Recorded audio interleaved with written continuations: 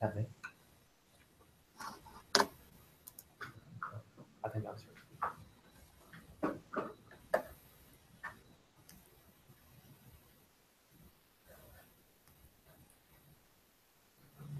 All right, hello everybody. Thank you so much for joining us for today's Upstart University live event here on YouTube.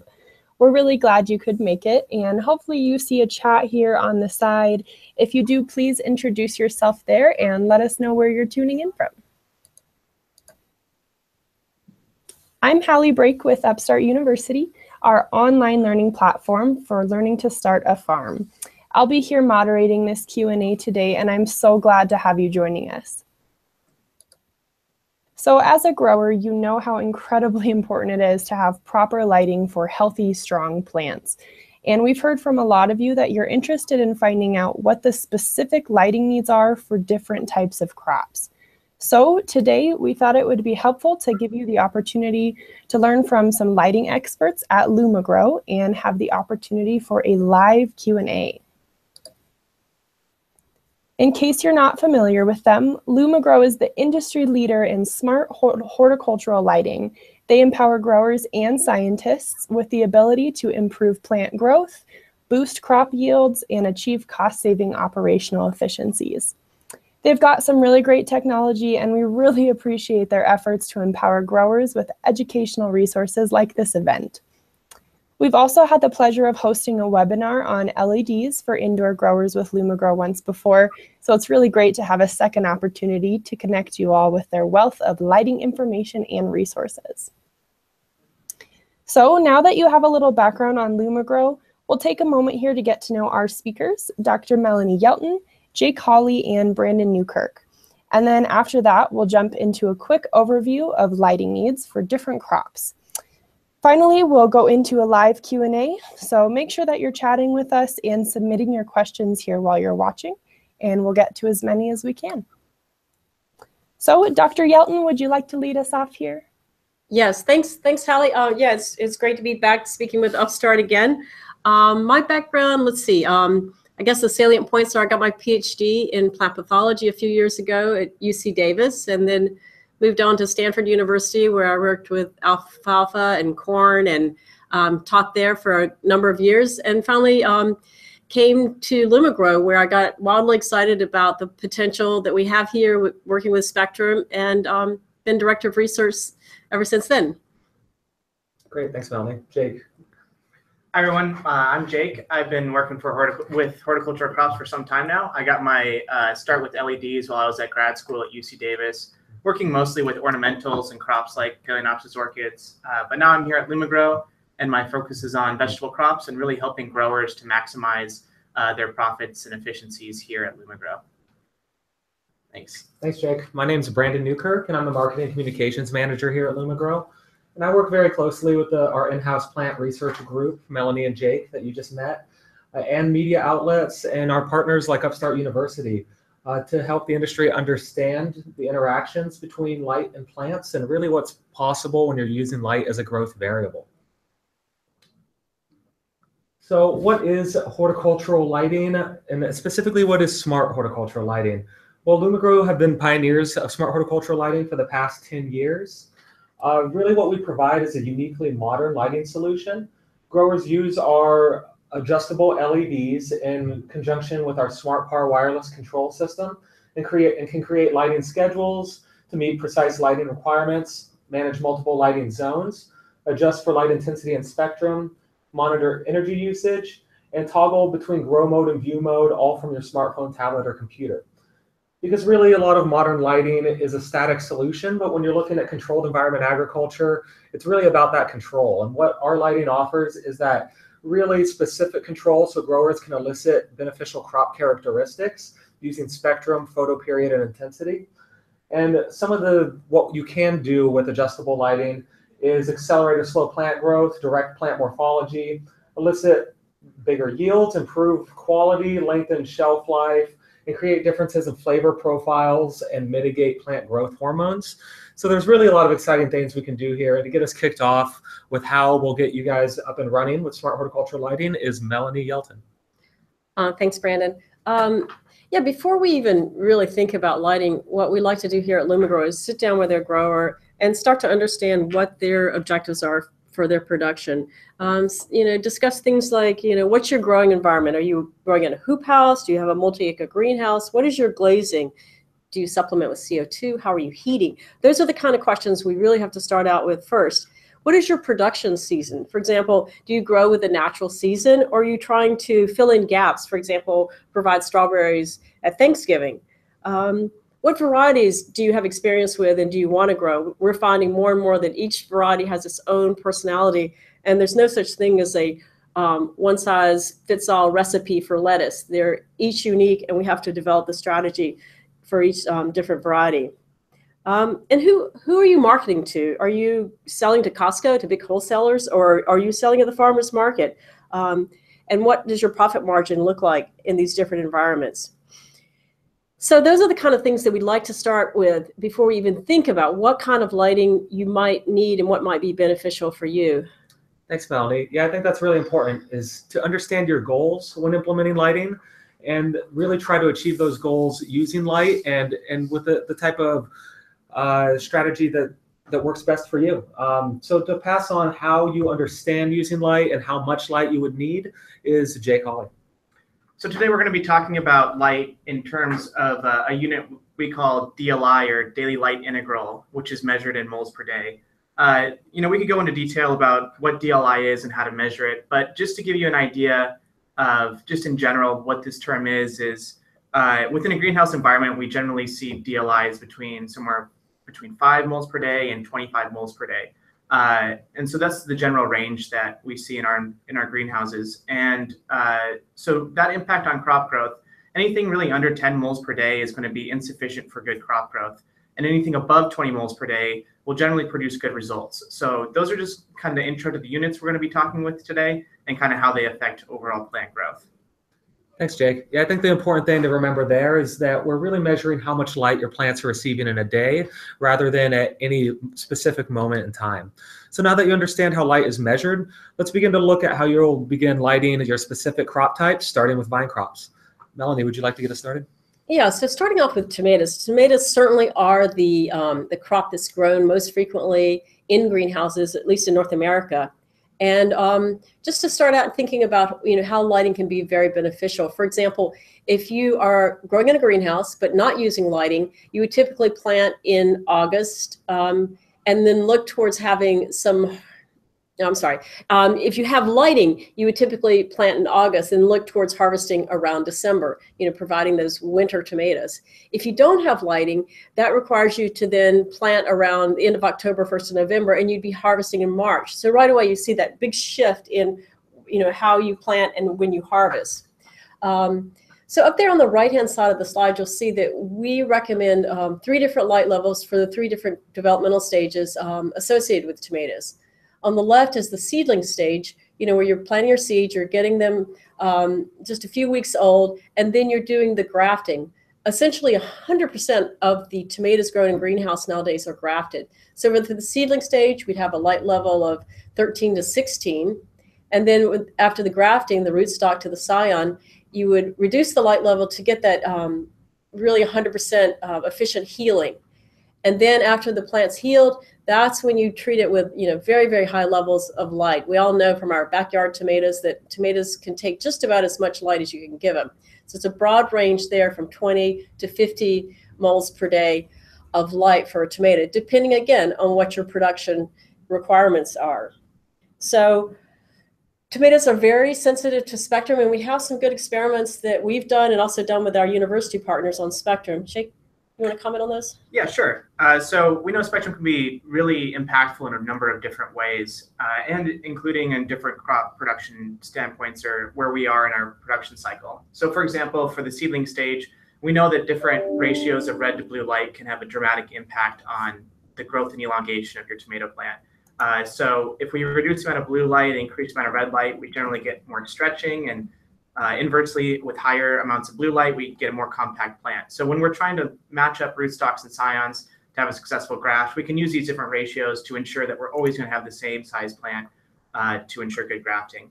In the grafting stage, a lot of times we're just trying to hold the plant, and that's where higher blue really keeps it compact and allows it to heal without stretching out too much, while that has an open wound on the bottom of one plant and the top of the other. And then lastly, in production, we see that the higher amounts of red with a good amount of blue to maintain plant health can really drive good productivity and achieve good flavor and good shelf life on your crop as well. And so we're seeing this research validated at places like NC State and other research partners to really validate a lot of the claims coming to how to best use these spectrums. Thanks, Jake. Yeah, so to remind you guys, I think an important thing to remember is that not all lighting is adjustable. A lot of LEDs are fairly static fixtures, and HPS and HID lighting is also static. But with LumiGrow Smart Horticultural LEDs, you're able to adjust spectrum as well as intensity and photo period. So what we're doing is using 3 characteristics of light to direct crop growth across growth stages. So this is a more advanced lighting strategy than previously seen before. And a lot of what we'll be talking about today is really that type of finite lighting to best influence your guys' crop production for profits and quality. So with that said, let's move on to the cucumber section. And Jake, would you like to get us started on how to grow cucumbers? Sure. So the first thing you might notice if you look at the right side of your screen with cucumbers is generally this crop isn't grafted within greenhouse production. It goes straight from seed into the production environment. So we see 2 different stages here, seedling and production. One of the other things you'll notice in comparison to tomatoes is cucumbers aren't as light hungry, so to speak. They don't require the same high amounts of overall lighting as tomatoes do. So in the seedling stage, in order to maintain that good growth and healthy production early on, we need to maintain at least 13 to 16 moles per day of light.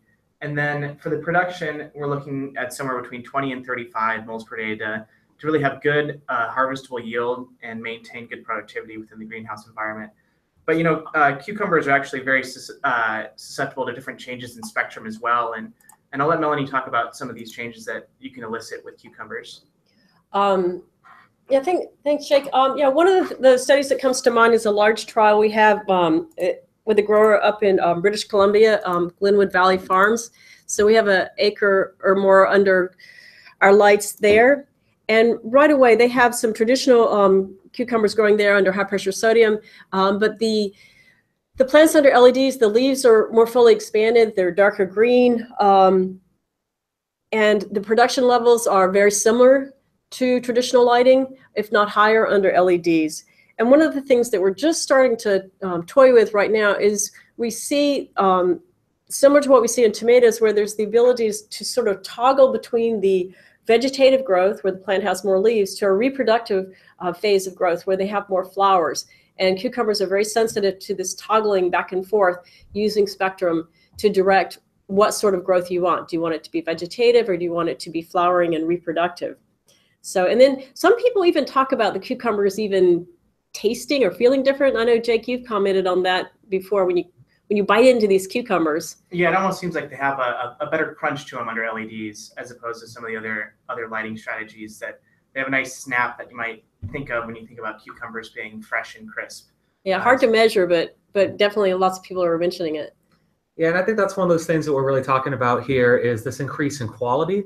I think that different light spectrums, different lighting strategies are really not only getting better control over flowering times and yields, but really just the quality of your crop. And as we'll see later, some niche cases, some different flavor profiles, color, and some things that could increase the marketability and maybe culinary applications of some of these vegetables. So moving on to peppers, as far as I understand it, peppers are a newer crop to supplemental lighting, but due to increased market demand for specialty peppers, supplemental lighting strategies have really reached a valuable opportunity. We're really seeing some great applications of lighting for peppers, and we're involved in a lot of in-house research with some of our research partners across North America. Melanie, if you'd like to tell us a little about that. Yeah, so Brandon, yeah, I mean, peppers are kind of the new kid on the block in terms of using lighting to light peppers, particularly as people are seeing peppers more as a snack food. Many of us have seen these, bags of these little mini green, red, and yellow peppers that people are snacking on. And when they're feeding these to their children, people are also demanding that these be grown pesticide-free, and many people want to be buying their fruit locally. So for all of the vine crops, the demand for pesticide-free and grown locally is driving a lot of the greenhouse production. So peppers are a little bit back towards tomatoes, a higher light level requirement than do cucumbers. And you see just again on the right side of the graph there that for seedlings, it's 12 to 16 DLI. And for grafting, we have a grafted pepper again, like tomatoes, for 5 to 7 DLI, where we're letting that plant heal and recover. And then we're giving it a lot of light. Again, depending on your production needs, a DLI of 25 to even up to 50 can be beneficial for pepper production. So the research we have going is mostly over in Harrow Research Station. Jake, you want to speak to that?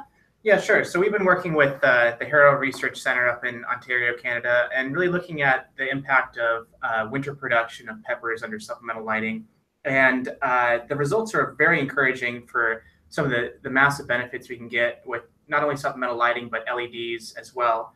In terms of fruit quality, one of the things we're seeing is a very thick fruit wall in comparison to some of the other treatments. So the actual flesh of the fruit, there's more to it with these peppers. And that crunch again. Yeah, again. And in addition to that, the peppers tend to grow in a somewhat of a fleshy pattern in which they're putting out a lot of fruits, letting them mature, and then harvesting all those all at once. So it doesn't tend to be continual in terms of its harvest, but under supplemental lighting during the winter, we can have a very large fruit set, as much as 8 peppers on a vine at the same time, which is a very large number if you're familiar with growing peppers.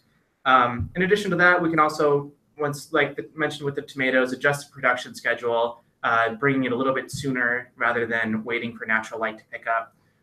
So we're continuing to explore some of these strategies to figure out what's going to be most profitable and optimal for pepper production, especially during those winter months. Thanks, Jake.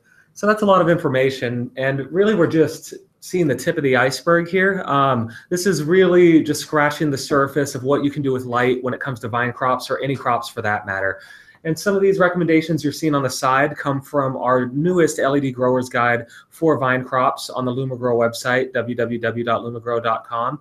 If you guys would like to dig in a little deeper, understand a little more in depth of how to apply some of these smart lighting strategies to your own vine crop production, feel free to check there. And with that said, let's move on to leafy greens, our next section. And with leafy greens, this is a topic that we've really explored in depth here at LumiGrow. I mean, we've done a lot of research advancing spectral science and what can be done with light and leafy greens. This is some of the newest information that we've seen in that fact. We're going to be releasing an LED Growers Guide for leafy greens here shortly, so stay tuned for that. But we'll be giving you guys a bit of a sneak peek here today for those that are tuned in. So Jake, if you'd like to get us started with lettuce. Yeah, sure. So lettuce and leafy greens in general, one of the really nice things about them from a research or production standpoint is that they're a lot less complicated of a model to work with in comparison to the vine crops. So the vine crops are eating the actual fruit of the plant. So there's a transport from the production center and the leaves out to the fruit. But with the leafy greens like lettuce, we're just eating the leaves right out. So our ability to influence and really change how this thing grows and have that impact the quality and the yield is very direct, and that's very easy to work with and very simple to apply a lot of our strategies to. So for lettuce in particular, we know a lot about this crop. It's been studied a lot, particularly at Cornell in their controlled environment department. And so they've been able to see that when these plants are young and the transportation rates are higher in the plant, we can apply higher amounts of light, up to 22 moles per day of light. As the plants get bigger, one of the issues we run into is stuff like calcium tip burn. And with that issue, we generally have to pull back the light intensity to prevent that. And so we recommend around 17 moles per day, especially as the lettuce begins to head up and get larger. But there's so much we can do with this plant with spectrum. And I'll pass it over to Melanie to mention just some of the things that we can do with that.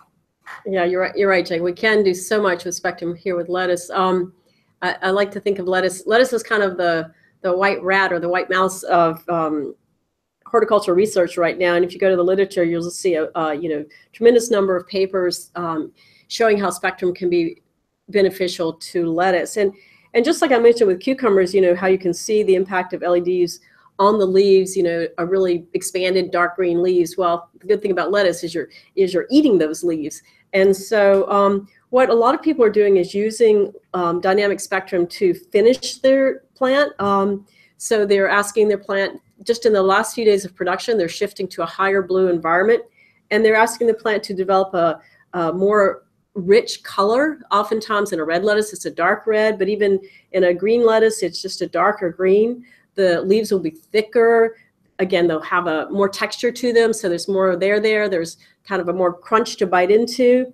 And also, you can really customize this flavor. If you add a lot of blue, you can get a spicier, richer taste, more arugula-like. And if you have a high red environment during the finishing, you can get a sweeter lettuce, like a butter lettuce. And this flavor is also corresponds to an increase in the nutritional value. So increase in anthocyanins and other nutrients. Great, thanks, Melanie. That's really exciting, all the things we can do with lettuce and leafy greens using Spectrum. And for those of you that are very excited about using dynamic lighting spectrum to elicit beneficial crop characteristics, our next crop, microgreens, is a really great place to start. Because the thing with microgreens is that because they have such short growth cycles, you're able to go through many trials and really dial in that lighting strategy for your specific goals. Say you're trying to grow microgreens for a culinary application, or you're trying to really find a way to enhance color or really just get more yield to go to market. There's really a lot of possibilities when using Spectrum with microgreens, and you'll really be able to dial that in quicker and really learn the strategies so you can apply to your other crops. So with that said, Melanie, would you like to talk a little about microgreens and what we've learned? Well, yeah, just to add, microgreens, again, mirror what we see in lettuce. So a lot of the microgreens have a turnaround time of just 12 days, for example. So in that way, you can ask the plants during the early stages of development, you can give them a high red environment where you get, a big leaf expansion, you get a fully expanded leaf. And then in the last few days, you can add back in increasing amounts of blue to get the flavor and color development and nutrition that you want to have.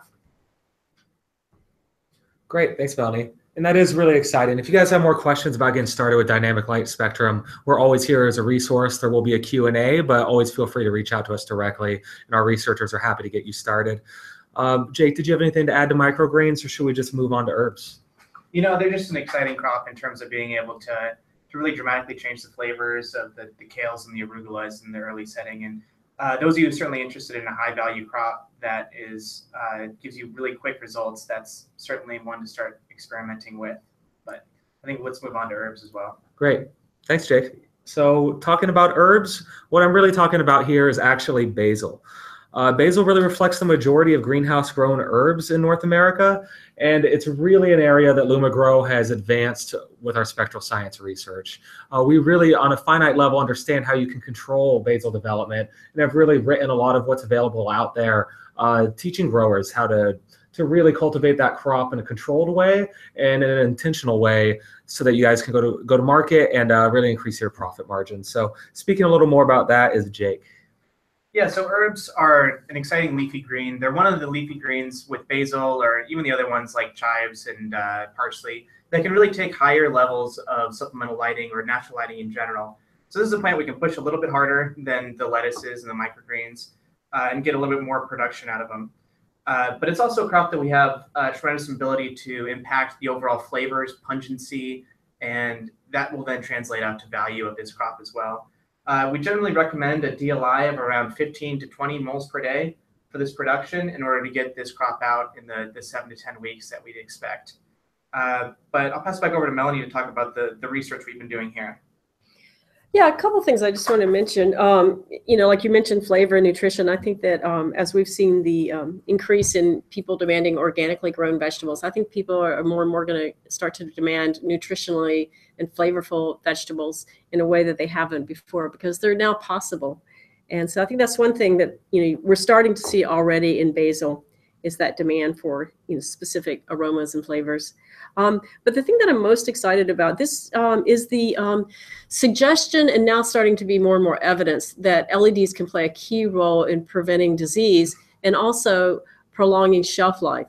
So there's only been a couple studies for this, but people are seeing this more and more anecdotally, not only with basil, but also in the vine crops, your tomatoes, cucumbers, and peppers, that these fruits and then the lettuce and basil, they just last longer.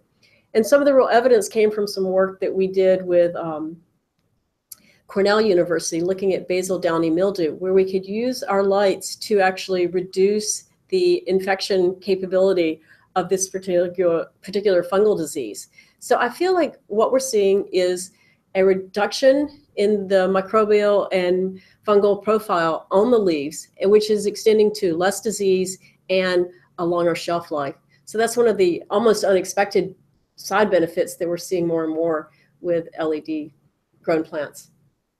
Great, thanks, Melanie. That's a lot of exciting information. And although we're speaking a lot about our research partners, we really have a lot of commercial partners as well that we partner with, and we post those case studies online. So you're able to really see how other growers like yourselves are using spectrum and smart horticultural lighting to really influence their own production in the commercial setting.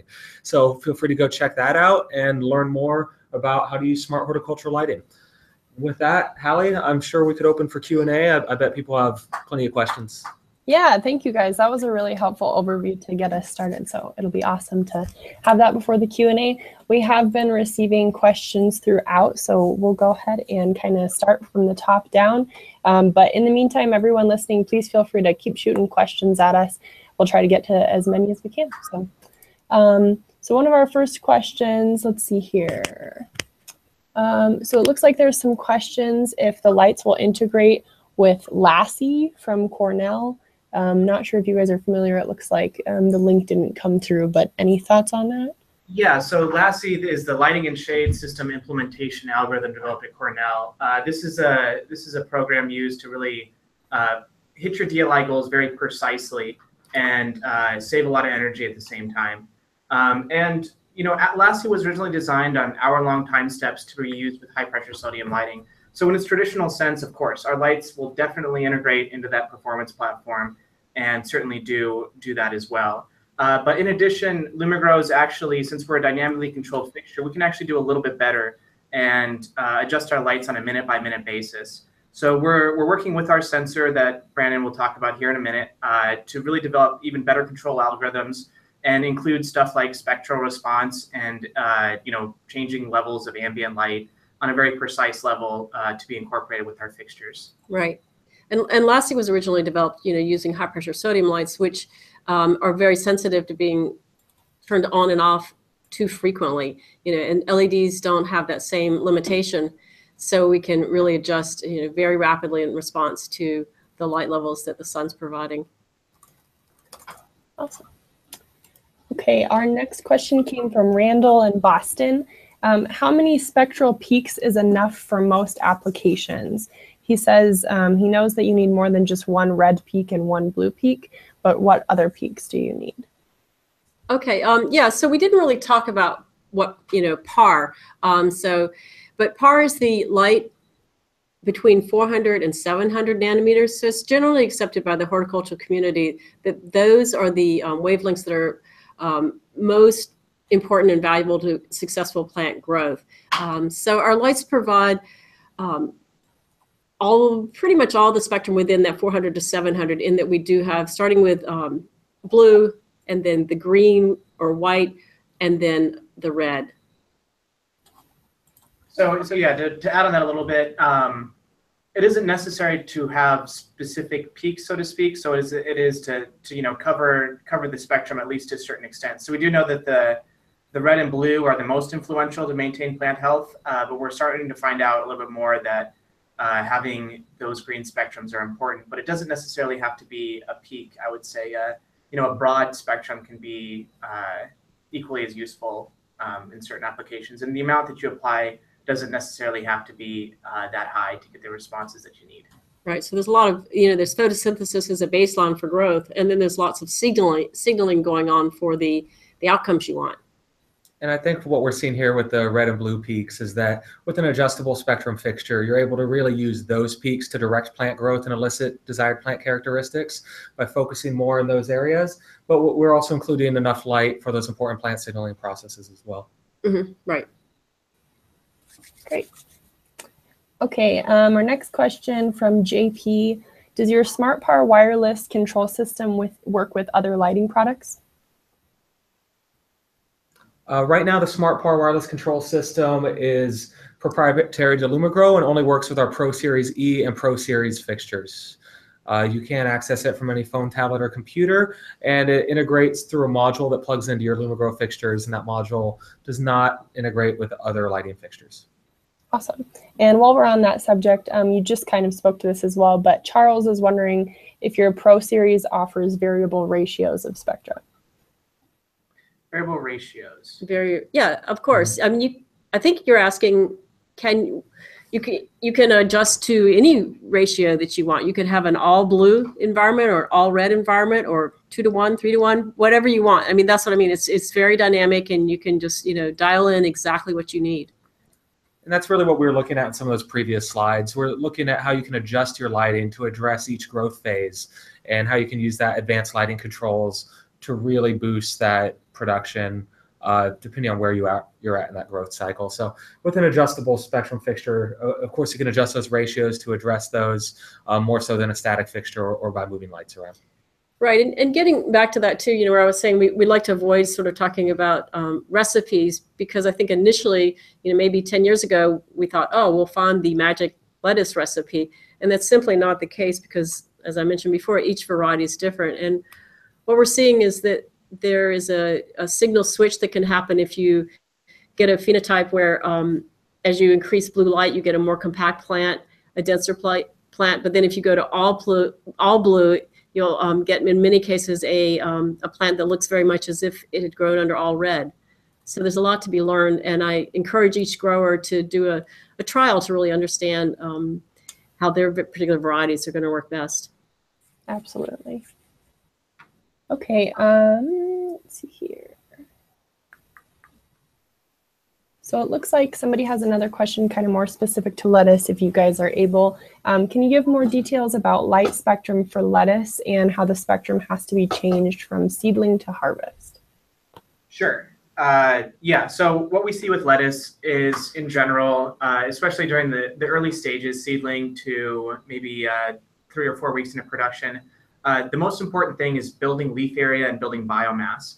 So what we're seeing is the higher red spectrum tends to be a little bit more photosynthetically efficient and a little bit better at building larger and wider leaves to intercept the light. And I want to emphasize more red, not entirely red, because a little bit of blue is always necessary to maintain good plant health. But as we get closer to finishing, as we mentioned, some of the deeper coloration and secondary metabolite production that's important in really the quality of your lettuce then takes priority. So once the lettuce has reached a good size, then we would switch the spectrum over to something that's a little bit more heavy in blue, and that's going to really build out all the coloration and pigmentation, as well as the flavors and textures that we want out of our lettuce. So that's generally the switch that we see happening, is going from a little bit higher of a DLI that's a little bit more red heavy to a little bit lower of a DLI that's a little more blue heavy later in production. And generally that's during anywhere from the last 2 weeks to the last 3 days that shift takes place. And one of the, in conjunction with doing spectrum work, a series of experiments that Jake's been working on recently is looking at various photo periods.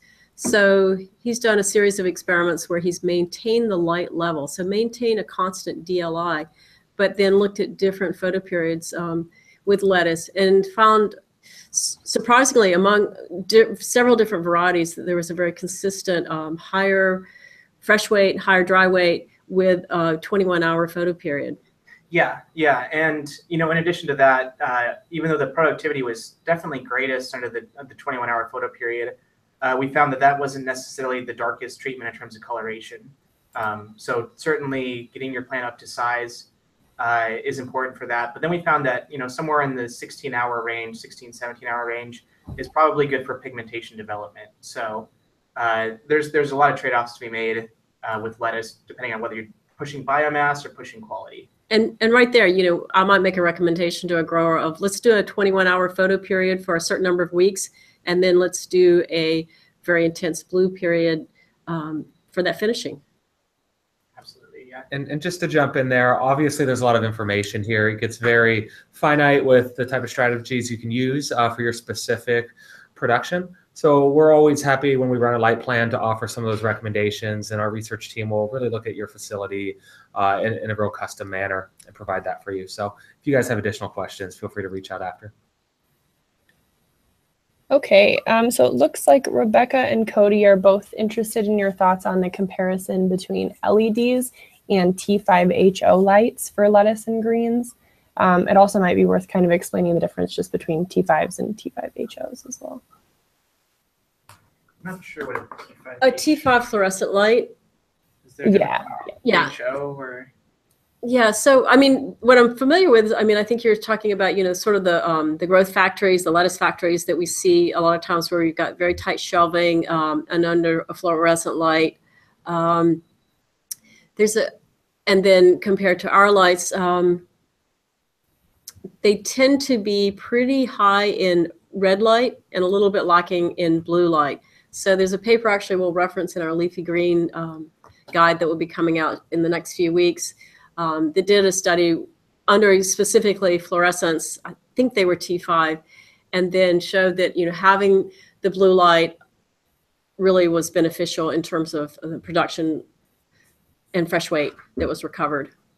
And one of the big differences also is in overall light efficiency. The term that we use for this in horticulture is micromoles per joule, which the micromoles describes the amount of photons the light source is emitting, and the joules is the watts per second and really the energy use. So how much light are you getting for how much power?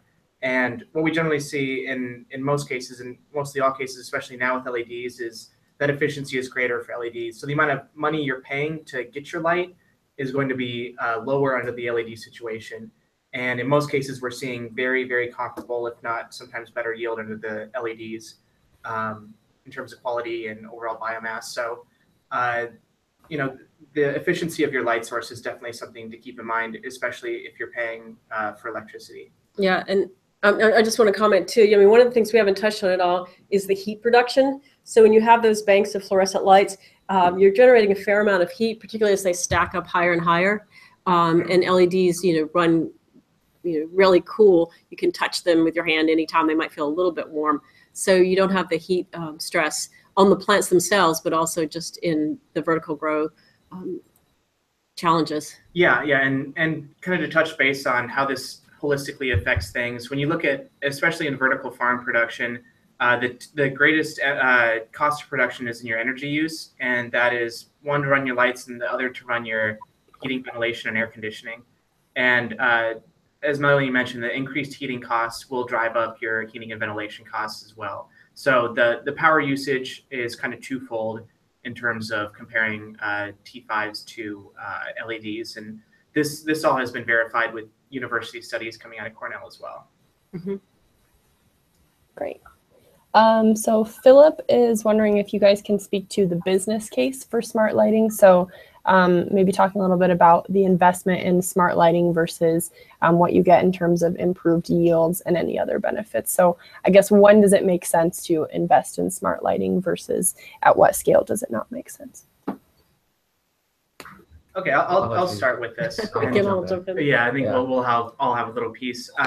Certainly with greenhouse production, the biggest advantage that smart light gives you is consistency in your production. And this can be both from having a consistent product day to day, but also being able to plan ahead in your operation and really know when you're going to be having your product ready to be shipped and bought. And that can be a huge advantage to your operation to know those dates. Especially when you have this incredible variability in ambient sunlight that differs not only by time of the year, but also year to year. You don't know if you're going to have a really dark winter that's really rainy or like anywhere but the last winter we had in California where it's been incredibly sunny. So having smart lighting that's able to adapt to these changes is going to save you energy over having a static timer that simply turns your lights on and off at any given time. And it's also going to give you a lot more stability in how quickly your crops are going to be finishing. Right. Just to jump in there, Melanie started off the presentation talking about what are your goals with smart lighting, and we really look at that before speccing or recommending anything. And I think most use cases, as Jake touched on right now, there are a lot of use cases for smart lighting. Winter periods, just stabilizing light levels. You can increase yields, increase crop quality, affect flavor, nutrition, things that make the product more marketable. So I think for most people out there, there's going to be a use case for smart lighting. But as Melanie touched on, it's really looking at your market and what's your profit margin like, and really what's your distribution model like? Are you selling at a farmer's market? And then looking at the investment there. What will the investment then it most likely will pay off at some, well, it will pay off at some point, but really looking at how many years or months that is. So we also run a ROI calculation when you get a light plan with us, and we let you know what your payback periods are, and really, you know, all the incremental paybacks, all the larger payback periods, and really get all those financials really deep. Yeah. One of the things we haven't touched on in this talk too is the use of plant growth regulators, and in terms of, you know, when smart lighting can be very, very effective. You know, if a farmer is trying to grow organically or reduce the use of plant growth regulators, and then, like Jake alluded to, you know, meeting these production goals where you have guaranteed a certain number of flowering roses on Valentine's Day or something like that, smart lighting can really help reduce the use of PGRs, and also direct, you know, just really precise pinpoint timing in terms of delivery.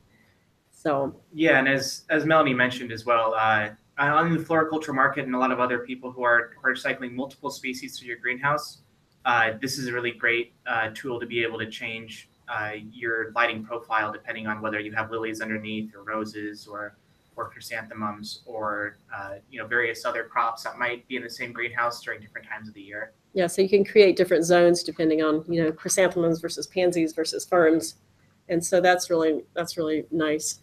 And yeah, just going back to the dynamic lighting, I gave a talk not so long ago where we just pointed out in Ithaca, New York, in September, for example, you can have a couple days of a DLI of 4 and a couple days with a DLI of 15. So when you're getting that sort of range in your DLI, your plants are, you know, going crazy a little bit. So if we can smooth that out for the plants to create consistency, it's just really beneficial and critical.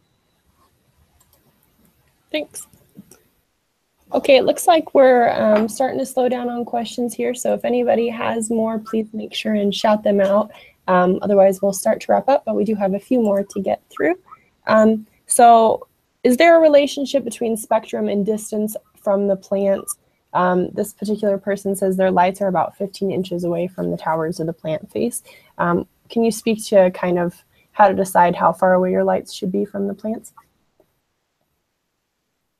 Well, depending on who manufactures your LEDs, the LEDs, that's probably a pretty safe distance. You want to make sure there's adequate mixing of the different light spectrums. The LEDs all have a cap, a lens that spreads the light. And so that's the one thing that I would try to make sure of, is that you're getting adequate mixing. And again, when we do a light plan, we look towards that to ensure that. Yeah, and so I think the software that's used to really ensure that the light plan is adequate is important, especially when you're applying new lights in your greenhouse.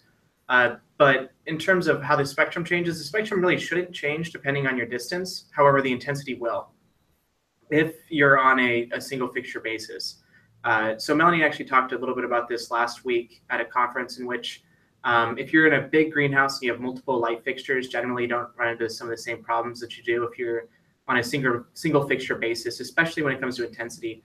But that's one of the things to watch out for, is some of the effects that we see with spectrum can also be elicited with intensity, and vice versa.